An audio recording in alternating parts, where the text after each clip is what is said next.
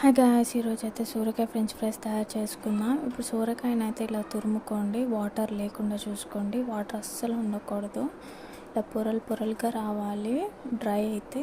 ఇప్పుడు ఒక బేసన్లో ఉప్పు కారం వేసుకోండి. ముందుగా నేను పకోడీ చేసుకున్నాను ఈ బేసన్లో, సో అందుకే ఇలా ఉంది. ఇప్పుడు కారాన్ని ఇలా చేసుకొని తర్వాత తురుముకున్న సూరకాయని వేసేసుకోండి. ఇప్పుడు కొంచెం శనగపిండి వేసుకోండి, ఇంకొంచెం బియ్యపిండి వేసుకోండి, లైట్గా వేసుకోండి, బాగా వేయకుండా.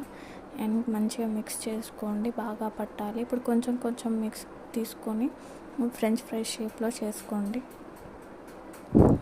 మీ ఇష్టము, ఇంకేదైనా షేప్లో చేసుకోవాలనుకుంటే మీ ఇష్టం అది.